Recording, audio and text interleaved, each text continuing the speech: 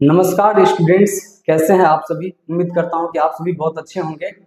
एक बार फिर से आप सभी का हमारे इस नए लेक्चर में हार्दिक स्वागत है। तो चलिए स्टार्ट करते हैं इस नए लेक्चर को। स्टूडेंट्स, इस नए लेक्चर को स्टार्ट करने से पहले मैं आप लोगों से कुछ प्रश्न पूछना चाहूंगा। बताइए, डायरेक्टेड लाइन सेगमेंट क्या होता है? तो आप लोग जवाब दीजिएगा। सर, डायरेक्टेड लाइन सेगमेंट जो है वो लाइन सेगमेंट का ही एक स्पेशल टाइप है। डायरेक्टेड लाइन सेगमेंट जो है वो लाइन सेगमेंट का ही एक स्पेशल टाइप है।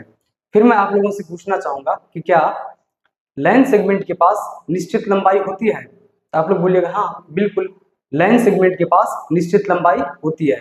फिर मैं आप लोगों से पूछना चाहूंगा कि क्या लाइन सेगमेंट के पास initial point and terminal points होते हैं? तो आप लोग बोलिएगा बिल्कुल भी नहीं, लाइन सेगमेंट के पास इनिशियल एंड टर्मिनल पॉइंट्स नहीं होते हैं। स्टूडेंट्स, इस लेक्चर में हम लोग टाइप्स ऑफ वेक्टर्स को समझने वाले हैं, लेकिन टाइप्स ऑफ वेक्टर्स को समझने से पहले हम लोगों को डायरेक्टेड लाइन सेगमेंट से रिलेटेड कुछ बेसिक पॉइंट्स जानने होंगे। तो चलिए डायरेक्टेड लाइन सेगमेंट से रिलेटेड कुछ बेसिक पॉइंट्स जानते हैं। अगर मैं आप लोगों से पूछूं बताइए ये क्या है, तो आप लोग जवाब दीजिएगा सर ये डायरेक्टेड लाइन सेगमेंट है। ये भी एक डायरेक्टेड लाइन सेगमेंट है और इस डायरेक्टेड लाइन सेगमेंट की इनिशियल पॉइंट ए है। इनिशियल पॉइंट ए है। तो ए क्या है? ए है इनिशियल पॉइंट। और इनिशियल पॉइंट को हिंदी में क्या बोलते हैं? प्रारंभिक बिंदु।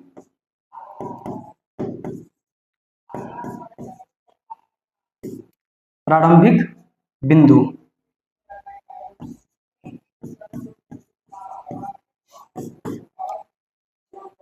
और ये बी क्या है? बी टर्मिनल पॉइंट है। बी इस डायरेक्टेड लाइन सेगमेंट का टर्मिनल पॉइंट है। टर्मिनल पॉइंट को हिंदी में अंतिम बिंदु बोलते हैं। क्या बोलते हैं? अंतिम बिंदु। फिर आप लोगों के मन में एक प्रश्न आ रहा होगा कि सर आप किस बेसिस पर पॉइंट ए को इनिशियल पॉइंट बोलते हैं इस डायरेक्टेड लाइन सेगमेंट का? तो फटाफट समझिए। अगर मैं पूछूं बताइए ये जो एरो दिख रहा है, इस एरो का जो नुकीली पार्ट है वो किस पॉइंट से किस पॉइंट की ओर है? तो आप लोग जवाब दीजिएगा सर इस एरो की नुकीली पार्ट पॉइंट ए से पॉइंट बी की ओर है। तो इसका अर्थ ये है कि इस डायरेक्टेड लाइन सेगमेंट का डायरेक्शन जो है वो पॉइंट ए से पॉइंट बी की ओर है।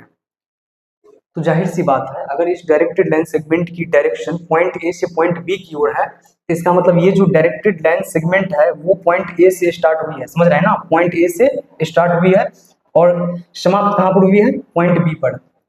अब जाहिर सी बात है जहां से स्टार्ट होती है उसी को क्या बोलते हैं? उसी पॉइंट को क्या बोलते हैं? Initial point. और जहां पर समाप्त होती है उसे टर्मिनल पॉइंट। ठीक, तो इस बेसिस पर मैंने आप लोगों को कहा इस डायरेक्टेड लाइन सेगमेंट का ये जो पॉइंट ए है ये इनिशियल पॉइंट है और पॉइंट बी टर्मिनल पॉइंट है। और एक क्वेश्चन मैं आप लोगों से और पूछ रहा हूं, बताइए किसी भी डायरेक्टेड लाइन सेगमेंट के पास क्या क्या होती है? तो आप लोग कहिएगा सर डायरेक्टेड लाइन सेगमेंट के पास दो चीजें होती है। डायरेक्टेड लाइन सेगमेंट के पास दो चीजें होती है। क्या सब? तो फटाफट समझते हैं क्या सब होती है। किसी भी डायरेक्टेड लाइन सेगमेंट के पास सबसे पहले तो डायरेक्शन होती है। क्या होती है? डायरेक्शन, जिसे हिंदी में क्या बोलते हैं? दिशा। क्या बोलते हैं? दिशा।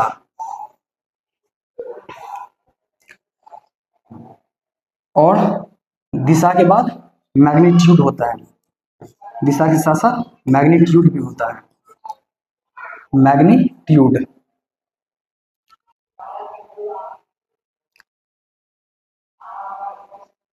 सॉरी,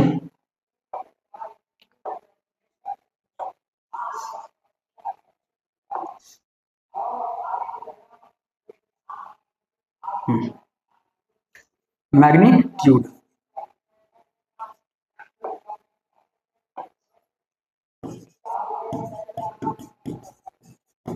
और मैग्नीट्यूड को हिंदी में परिमाण बोलते हैं। तो बताइए किसी भी डायरेक्टेड लाइन सेगमेंट के पास क्या क्या होती है, तो आप लोग बोलिएगा दो चीजें होती है, डायरेक्शन साथ में मैग्नीट्यूड। ठीक,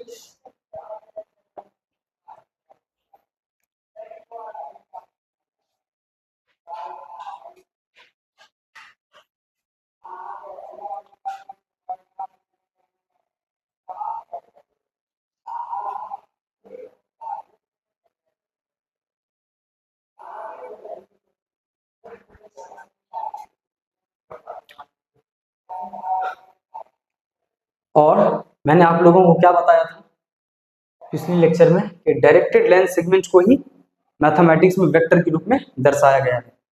तो हम लोग इसे ए बी वेक्टर भी बोल सकते हैं। क्या बोल सकते हैं? A B vector. तो सबसे पहले आप लोग ये समझिए किसी भी डायरेक्टेड लाइन सेगमेंट से वेक्टर कैसे बनाया जाता है। तो आइए इसको समझते हैं। इस डायरेक्टेड लाइन सेगमेंट की इनिशियल पॉइंट क्या है? ए। तो ए को पहले लिखना है। इस लाइन सेगमेंट की टर्मिनल पॉइंट क्या है? बी। बी को बाद में लिखना है और ये जो तीर दिख रहा है ना, तीर को ऊपर लगा देना है और यही क्या बन गया? A B vector. ये क्या बन गया? A B vector. अब एक बात बताइए, अगर डायरेक्टेड लाइन सेगमेंट के पास दो चीजें होती है, डायरेक्शन साथ में मैग्नीट्यूड, तो क्या वेक्टर ए बी के पास भी दो चीजें होंगी? आप लोग बोलिएगा हाँ, क्योंकि ये वेक्टर ए बी जो है इसी से बनी है। वेक्टर ए बी जो है वो A be directed line segment से ही बना है। तो इसके पास भी डायरेक्शन के साथ साथ मैग्नीट्यूड होगा। डायरेक्शन के साथ साथ मैग्नीट्यूड होगा। डायरेक्शन को क्या बोलता है? दिशा। और मैग्नीट्यूड को परिमाण।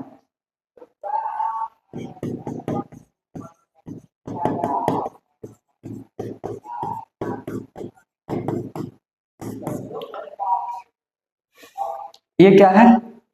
वेक्टर ए बी में ए क्या है? तो ए है initial point. Initial point Hindi में से बोलता है प्रारंभिक बिंदु। ये बी क्या है? तो कहिएगा बी है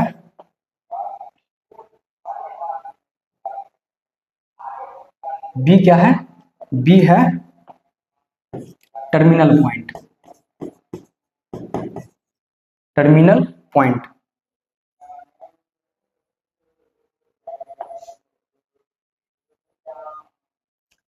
टर्मिनल पॉइंट।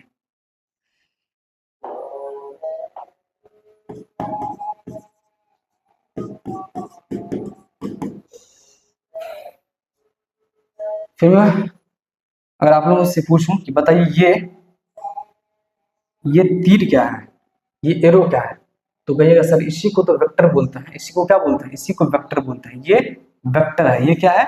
वेक्टर है। इसी को वेक्टर बोलते हैं। अब इस एरो के बारे में भी दो पॉइंट्स फटाफट जान लेते हैं। इसी को क्या बोलते हैं? वेक्टर। वेक्टर को हिंदी में सदिश बोलते हैं।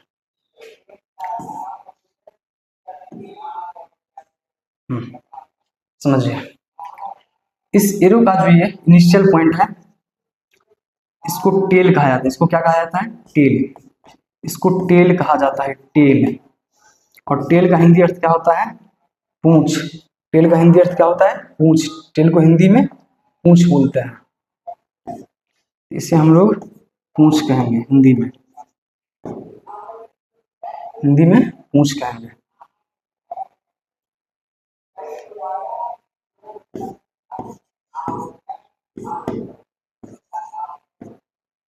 पूंछ। और ये जो तीर है अर्थात एरो है, इसको हेड कहते हैं। इसको क्या कहते हैं? हेड। और हेड को हिंदी में सिर बोलते हैं। हेड को हिंदी में सिर बोलते हैं। तो अभी तक हम लोग क्या समझे हैं?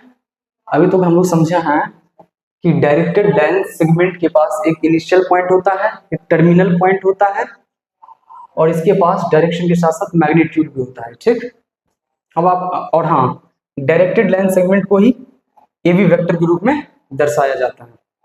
इसी से मतलब डायरेक्टेड लाइन सेगमेंट को ही वेक्टर के रूप में दर्शाया गया है। डायरेक्टेड लाइन सेगमेंट से ही वेक्टर बनता है। हाँ, उसके बाद हम लोग क्या समझे? उसके बाद हम लोग समझे हैं ये जो एरो है, एरो के इनिशियल पॉइंट को टेल बोलते हैं, और इस एरो को क्या बोलते हैं, इस एरो के इस तीर को क्या बोलते हैं, इस नुकीली पार्ट को, इस नुकीली पार्ट को बोलते हैं हेड। हेड को हिंदी में सिर बोलते हैं। अब मैं आप लोगों से एक बात पूछ रहा हूं, फटाफट जवाब दीजिए। बताइए मैग्नीट्यूड क्या होता है? डायरेक्शन तो सभी को पता होगा, और आप लोग भी सोचते होइएगा कि सर डायरेक्शन तो समझ में आ रहा है, लेकिन मैग्नीट्यूड क्या होता है? तो चलिए मैग्नीट्यूड को हम लोग समझते हैं। अगर मैं आप लोगों से कहूं क्या डायरेक्टेड लाइन सेगमेंट के पास निश्चित लंबाई होती है, तो आप लोग बोलिएगा हाँ बिल्कुल, डायरेक्टेड लाइन सेगमेंट के पास निश्चित लंबाई होती है। तो समझिए, इनिशियल पॉइंट तथा टर्मिनल पॉइंट, इनिशियल पॉइंट तथा टर्मिनल पॉइंट के बीच की ये जो डायरेक्टेड लाइन सेगमेंट है, इसी के लंबाई को इस वेक्टर का मैग्नीट्यूड कहा जाता है। फिर से समझिए,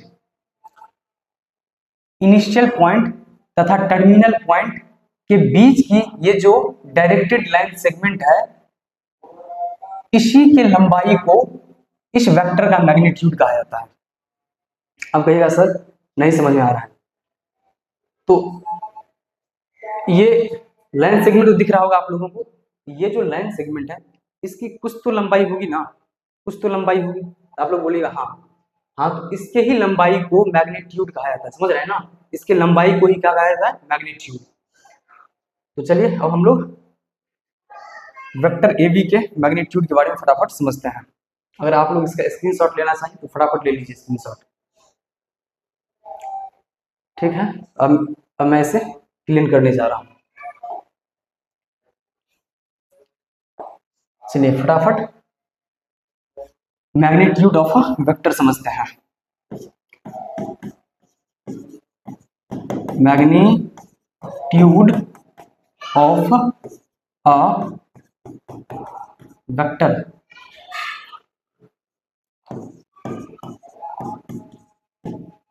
सदिश का परिमाण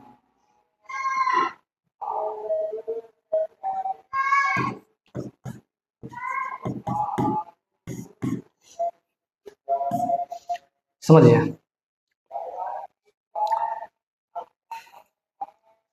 तो मैंने क्या कहा था, सबसे पहले तो इसका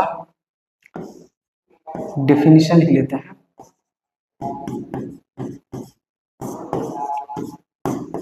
किसी भी वेक्टर के, किसी भी वेक्टर के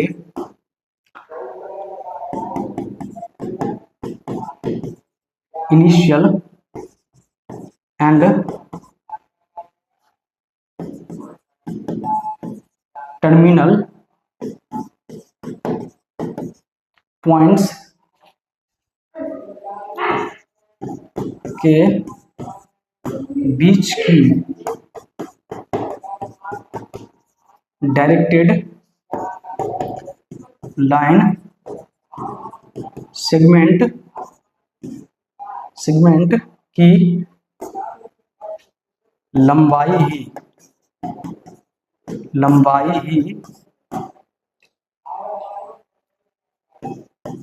उस वेक्टर की मैग्नीट्यूड होता है। तो मैग्नीट्यूड क्या है? मैग्नीट्यूड किसी भी वेक्टर की लंबाई ही है। मैग्नीट्यूड जो है वो किसी भी वेक्टर की लंबाई ही होती है, समझ रहे हैं ना। तो जैसे मैंने आप लोगों से कहा, इसको ऊपर कर देता है।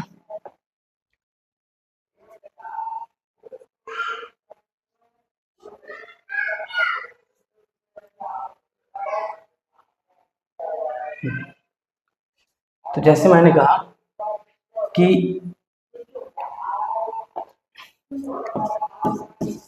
PQ वेक्टर की लंबाई, अब सुनिए, वेक्टर की लंबाई क्यों नहीं बोलते हैं, मैग्नीट्यूड ही क्यों बोलते हैं, इसको भी हम समझा दे रहे हैं। देखिए वेक्टर में लंबाई के साथ साथ डायरेक्शन भी होती है, वेक्टर में, वेक्टर के पास लंबाई के साथ साथ डायरेक्शन भी होती है। अब लंबाई के साथ साथ डायरेक्शन होती है ना, मतलब लंबाई में डायरेक्शन ऐड हो गया है, इसलिए लंबाई को लंबाई नहीं बोलते हैं, मैग्नीट्यूड बोलते हैं। समझ रहे हैं ना? तो किसी भी वेक्टर की लंबाई ही, किसी भी वेक्टर की लंबाई ही उस वेक्टर का मैग्नीट्यूड होता है। ठीक, तो लंबाई कुछ और नहीं है, मैग्नीट्यूड ही है। समझ रहे हैं ना? सॉरी, मैग्नीट्यूड कुछ और नहीं है, लंबाई ही है। मैंने कहा कि पी क्यू वेक्टर की लंबाई, पी क्यू वेक्टर की लंबाई 5 सेंटीमीटर है, अर्थात पॉइंट P तथा पॉइंट Q के बीच का जो डायरेक्टेड लाइन सेगमेंट है उसकी लंबाई कितनी है? 5 सेंटीमीटर है।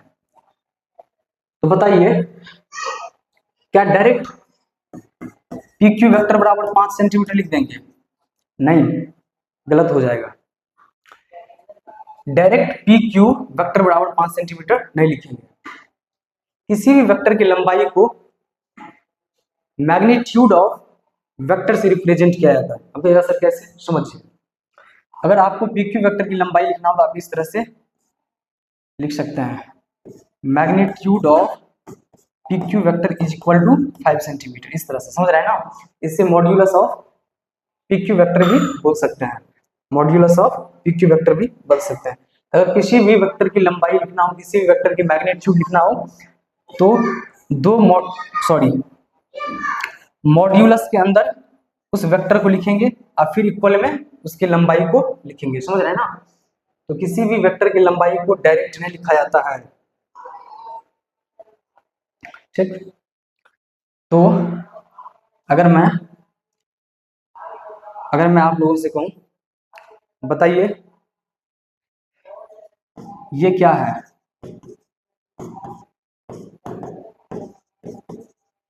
तो कहेगा सर क्यू आर वेक्टर की मैग्नीट्यूड है 8 सेंटीमीटर। इसी प्रकार अगर मैं आप लोगों से पूछूं कि बताइए ये क्या है?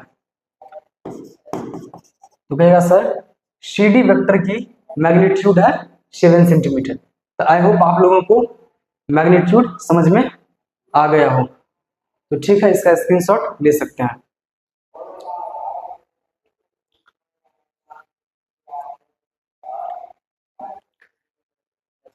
अब मैं इसे क्लीन करने जा रहा हूं।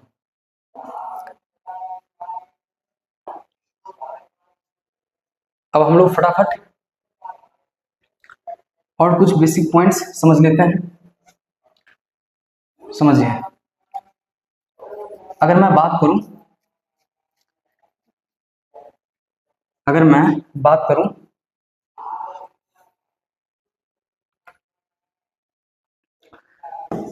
जैसे मैंने यहां पर एक क्यू आर वेक्टर लिखा, फिर यहां पर एक आर एस वेक्टर लिखा।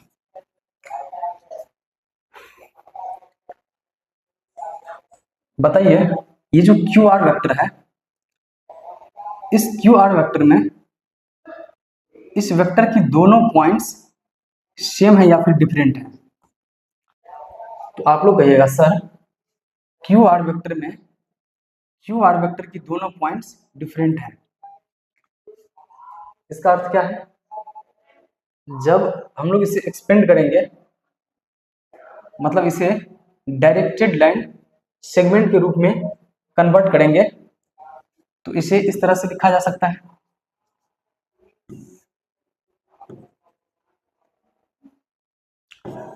यहां पर होगा पॉइंट Q और यहां पर होगा पॉइंट R।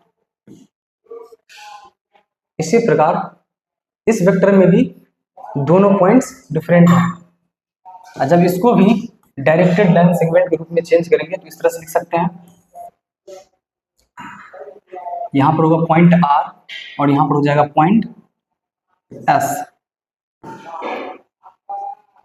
अब यहां पर एक चीज समझिए, इस वेक्टर में इनिशियल एंड टर्मिनल पॉइंट्स अलग है, इनिशियल एंड टर्मिनल पॉइंट्स अलग है। तो जब दोनों पॉइंट्स अलग हैं तो एक पॉइंट्स कहीं और है और दूसरा पॉइंट्स कहीं और है, मतलब ये दोनों पॉइंट्स एक दूसरे से कुछ दूरी पर है, ये दोनों पॉइंट्स जो हैं एक दूसरे से कुछ दूरी पर है। इसी प्रकार इस वेक्टर में भी दोनों पॉइंट्स एक दूसरे से अलग है, अलग अलग है। तो ये दोनों पॉइंट्स जो है डायरेक्टेड लाइन सेगमेंट पर कुछ दूरी पर है। तो अगर मैं आप लोगों से पूछूं क्या इसका मैग्नीट्यूड निकाला जा सकता है, आप लोग बोलिएगा हाँ बिल्कुल। क्या इसका मैग्नीट्यूड कभी जीरो हो सकता है? बोलिएगा बिल्कुल भी नहीं। इस वेक्टर की मैग्नीट्यूड कभी भी जीरो नहीं हो सकता है, क्योंकि ये दोनों पॉइंट्स डिफरेंट है, अलग अलग है, और एक पॉइंट कहीं और है, दूसरा पॉइंट कहीं और है। तो दोनों पॉइंट्स के बीच कुछ ना कुछ डिस्टेंस है, इसलिए इसका मैग्नीट्यूड कभी भी जीरो नहीं हो सकता। इसी प्रकार इस वेक्टर का भी मैग्नीट्यूड कभी भी जीरो नहीं हो सकता, क्योंकि एक पॉइंट कहीं और है, दूसरा पॉइंट कहीं और है, दोनों के बीच कुछ ना कुछ डिस्टेंस है, इसलिए इसका भी मैग्नीट्यूड जीरो नहीं हो सकता है और इसका भी मैग्नीट्यूड जीरो नहीं हो सकता है। समझ रहे हैं ना? मतलब इन दोनों वेक्टर्स की मैग्नीट्यूड जीरो से ज्यादा होगा, जीरो से अधिक होगा। ठीक, अब हम लोग नल वेक्टर के बारे में समझते हैं। नल वेक्टर क्या होता है? तो चलिए इसे मैं क्लीन कर रहा हूं। तो सबसे पहले हेडिंग देंगे टाइप्स ऑफ वेक्टर्स।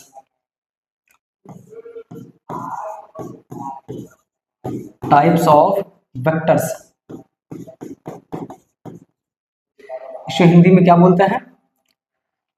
सदिशों के प्रकार। सदिशों के प्रकार, सदिशों के प्रकार। अब ये सदिश जो है कई प्रकार के होते हैं। अब इसके टाइप को बारी बारी से समझेंगे।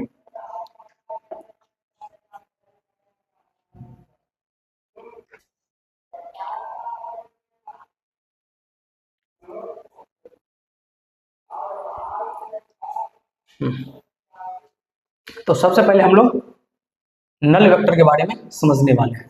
सबसे पहले किसके बारे में समझने वाले हैं? नल वेक्टर के बारे में। नल वेक्टर, इसे हिंदी में क्या बोलते हैं? इसे हिंदी में शून्य सदिश बोलते हैं। नल वेक्टर को जीरो वेक्टर भी कहा जाता है, इसे लिख दे रहे हैं, या जीरो वेक्टर। नल वेक्टर को जीरो वेक्टर भी कहा जाता है, हिंदी में से शून्य सदिश कहा जाता है। शून्य सदिश।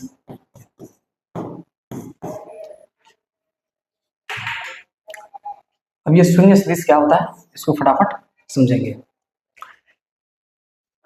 सबसे पहले एक क्वेश्चन का जवाब दीजिए, बताइए ये क्या है? तो आप लोग कहिएगा सर ए वेक्टर है। फिर मैं आप लोगों से पूछूं बताइए ये क्या है? तो आप लोग कहिएगा सर बी वेक्टर है। क्या इस वेक्टर में दोनों पॉइंट्स इस वेक्टर की इनिशियल एंड टर्मिनल पॉइंट्स एक ही हैं? आप लोग बोलिएगा हाँ, इस वेक्टर के दोनों पॉइंट्स सेम हैं। इस वेक्टर के दोनों पॉइंट्स सेम हैं। अगर मैं इस वेक्टर को डायरेक्टेड लाइन सेगमेंट के रूप में चेंज करना चाहूं, बदलना चाहूं, तो क्या बनेगा? बताइए क्या होगा? तो आप लोग कहिएगा सर जब आप इस वेक्टर को डायरेक्टेड लाइन सेगमेंट के रूप में चेंज करना चाहिएगा तो पॉइंट के ऊपर पॉइंट बन जाएगा, पॉइंट के ऊपर पॉइंट। ये क्या है? ये इनिशियल पॉइंट, और ये क्या है? Terminal point. ये क्या है? इनिशियल पॉइंट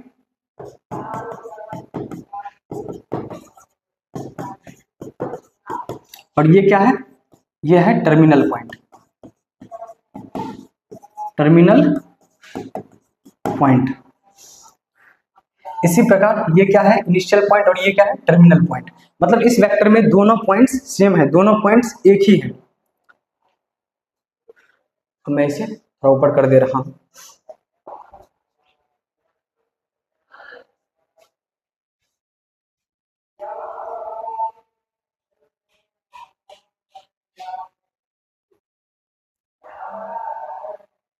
समझिए। अब क्या रहे हैं, इस ए वेक्टर को डायरेक्टेड लाइन सेगमेंट के रूप में चेंज करते हैं, देखते हैं क्या होता है। जब इसे डायरेक्टेड लाइन सेगमेंट के रूप में चेंज करिएगा। तो इनिशियल पॉइंट को सबसे पहले ड्रॉ करिएगा। तो चलिए सबसे पहले हम इनिशियल पॉइंट ए लिखते हैं, और टर्मिनल पॉइंट भी यही है, इसलिए टर्मिनल पॉइंट को यही भी ड्रॉ करना होगा, इसी पर ड्रॉ करना होगा, यहीं पर ड्रॉ करना होगा। तो मतलब इनिशियल पॉइंट भी यही होगा और टर्मिनल पॉइंट भी यही होगा।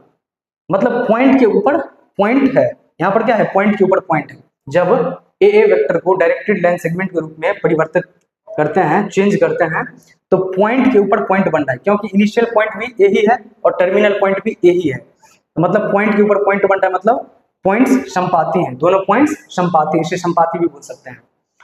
अब आप मुझे एक बात बताइए कि क्या पॉइंट ए और पॉइंट ए के बीच कुछ लंबाई होगी? तो आप लोग बोलेगा बिल्कुल भी नहीं सर, दोनों पॉइंट्स एक ही जगह पर है, दोनों पॉइंट्स एक ही स्थान पर है, तो फिर इन दोनों पॉइंट्स के बीच मैग्नीट्यूड कैसे हो सकता है, लंबाई कैसे हो सकता है? मतलब इन दोनों पॉइंट्स के बीच जीरो लंबाई है, मतलब इस वेक्टर की मैग्नीट्यूड कितना है, जीरो। इस वेक्टर का मैग्नीट्यूड कितना है, जीरो। समझ रहे हैं ना? इसी प्रकार इस वेक्टर का भी दोनों पॉइंट सेम है, इस वेक्टर का भी दोनों पॉइंट सेम है। जब मैं इस वेक्टर को डायरेक्टेड लाइन सेगमेंट के रूप में बदलना चाहूं तो ये भी कुछ इस तरह का बनेगा, पॉइंट के ऊपर पॉइंट, यहीं पर इनिशियल पॉइंट होगा और यहीं पर टर्मिनल पॉइंट होगा, मतलब पॉइंट के ऊपर ही पॉइंट बनेगा, मतलब दोनों पॉइंट संपाती होंगे। इसका अर्थ क्या है कि इन दोनों पॉइंट्स के बीच में लंबाई निकाला ही नहीं जा सकता, मतलब दोनों पॉइंट्स के बीच की लंबाई जीरो होगा। जब इन दोनों पॉइंट्स के बीच की लंबाई जीरो होगा, इसका मैग्नीट्यूड भी कितना होगा, जीरो होगा। इसका मैग्नीट्यूड भी कितना होगा, जीरो होगा, और इसका मैग्नीट्यूड भी कितना होगा, जीरो। तो अब समझिए नल वेक्टर को,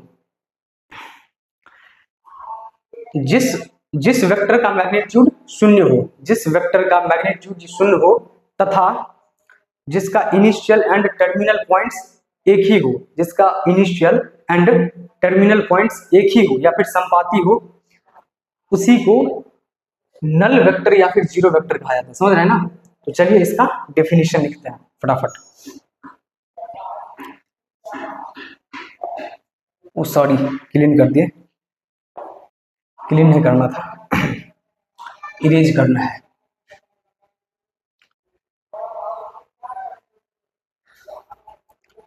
तो सबसे पहले इसका डेफिनेशन लिख लेते हैं। जिस सदिश ऑब्लिक वेक्टर, जिस वेक्टर का मैग्नीट्यूड अर्थात परिमाण शून्य हो, शून्य हो तथा तथा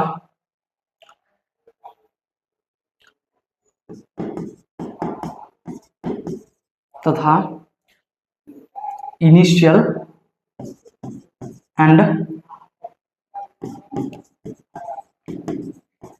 टर्मिनल पॉइंट्स एक ही हो, पॉइंट्स एक ही हो या फिर संपाती हो।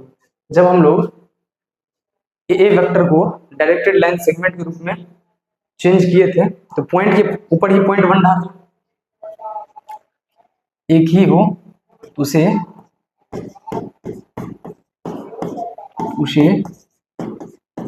शून्य सदिश कहते हैं या फिर जीरो वेक्टर कहते हैं, शून्य सदिश कहते हैं।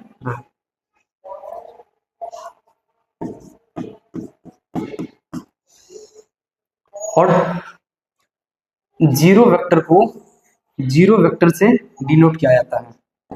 देखिए, शून्य सदिश को या फिर नल वेक्टर को, शून्य सदिश को जीरो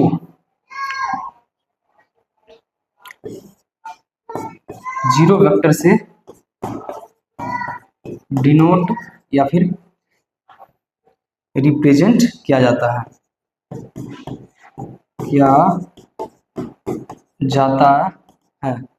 अगर मैं एग्जांपल्स की बात करूं इसके बहुत सारे एग्जाम्पल्स हैं, जैसे कि ए वेक्टर, ये क्या है, ए वेक्टर क्या है, शून्य सदिश है, और इसका मैग्नीट्यूड कितना आएगा, इसका मैग्नीट्यूड 0 आएगा, समझ रहे हैं ना। इसी प्रकार बी वेक्टर क्या है, ये भी शून्य सदिश है, कि इनका दोनों पॉइंट्स सेम है, ठीक। इसका भी मैग्नीट्यूड कितना आएगा, 0 आएगा।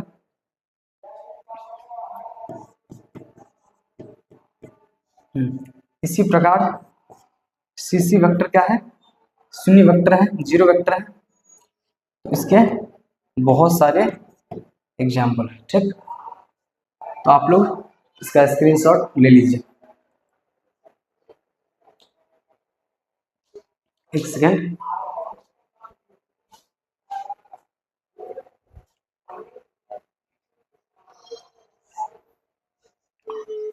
ठीक है, मैं इसे क्लीन कर दे रहा हूँ। अब हम लोग यूनिट वेक्टर को समझेंगे। हेडिंग दीजिए यूनिट वेक्टर, ये दूसरा टाइप है, दूसरा टाइप है यूनिट वेक्टर। इसे हिंदी में एकांक सदिश बोलते हैं। इसे हिंदी में क्या बोलते हैं, एकांक सदिश। हिंदी में क्या बोलते हैं, एकांक सदिश। अब एकांक सदिश क्या होता है समझिए, जिस वेक्टर का मैग्नीट्यूड 1 हो, जिस वेक्टर की लंबाई 1 हो, उसे एकांक सदिश बोलते हैं, ठीक। सिंपल डेफिनेशन है, जिस वेक्टर की मैग्नीट्यूड 1 हो उसे एकांक सदिश कहते हैं, उसे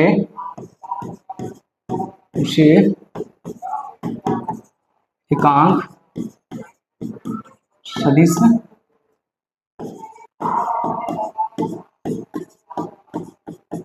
कहते हैं, ठीक।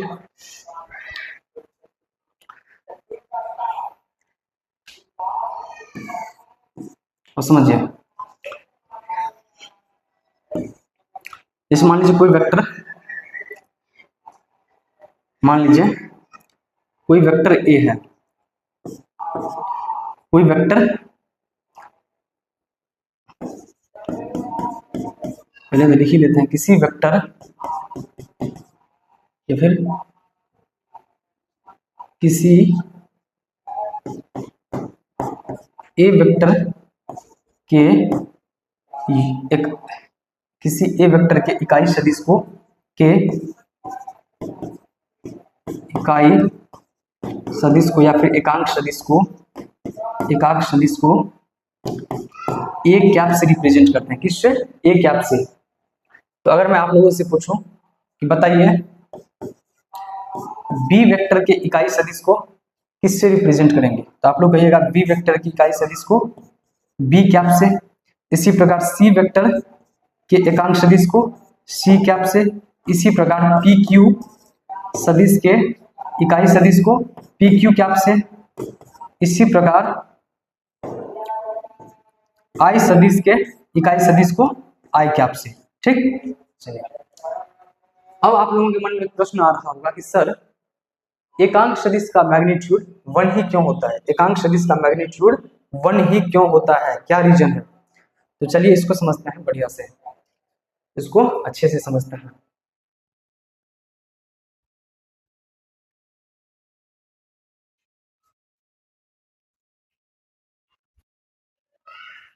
सबसे पहले देखिए,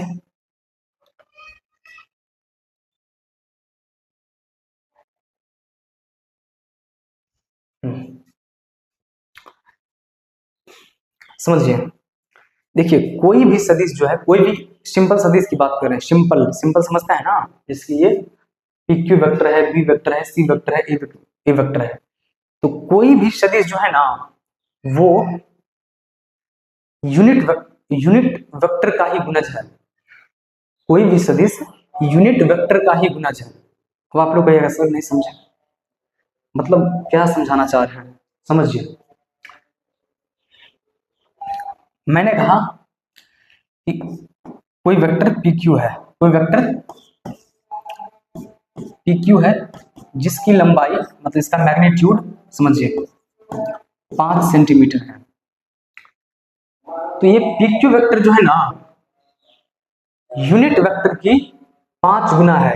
ये पी क्यू वेक्टर जो है यूनिट वेक्टर की 5 गुना है।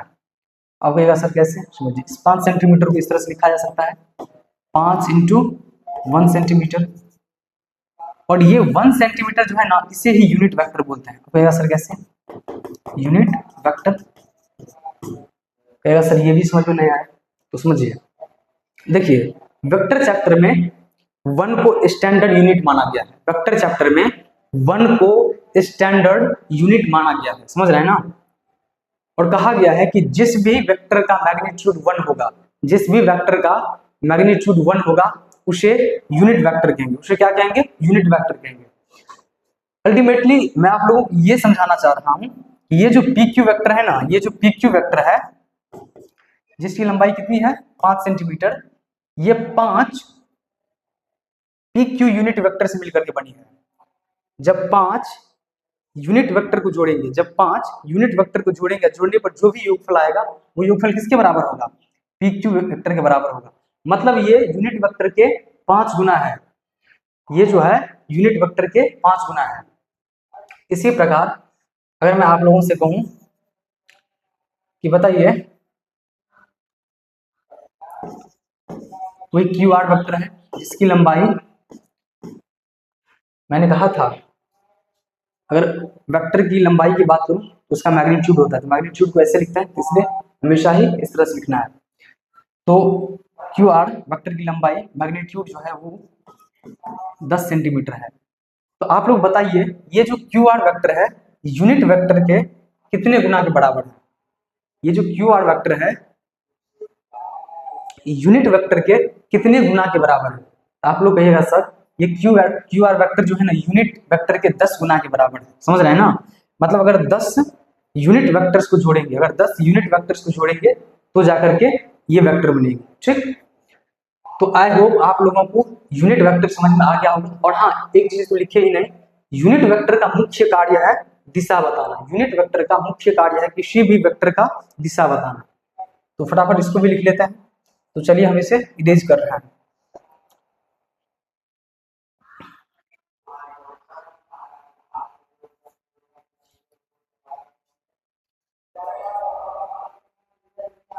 तो एक पॉइंट और इसमें लिख लेते हैं फटाक से। वो पॉइंट क्या है, यूनिट वेक्टर का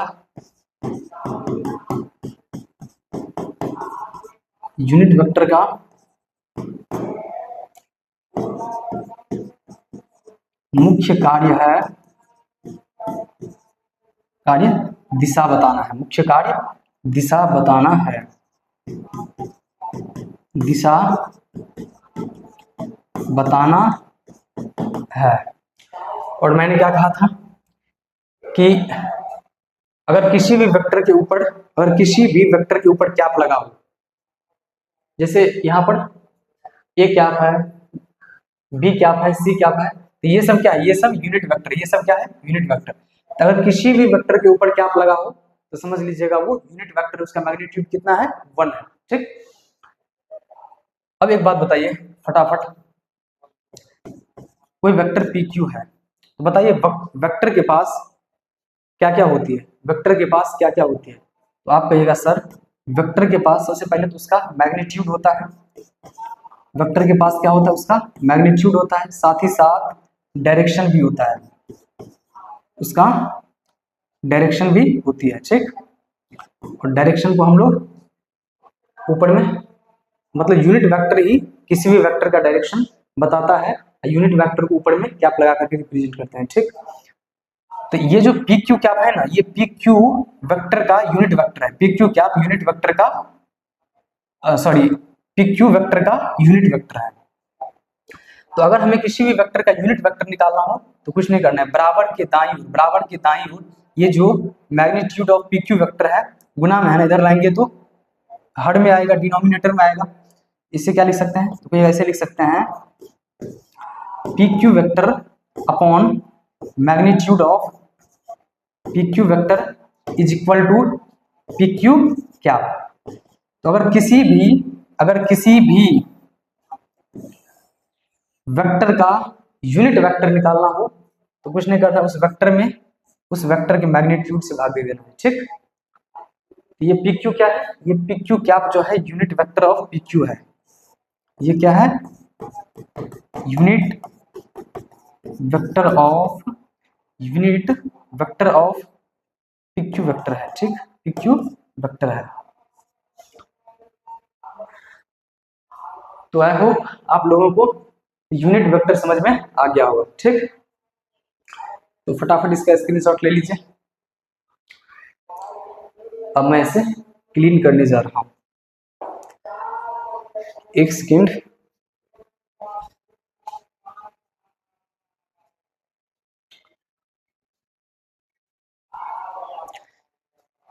स्टूडेंट्स, आज की लेक्चर यहीं तक रखते हैं। आगे भी कई सारे टाइप्स हैं, उन सारे टाइप्स को हम लोग अगले लेक्चर में कवर करेंगे, अगले लेक्चर में समझेंगे।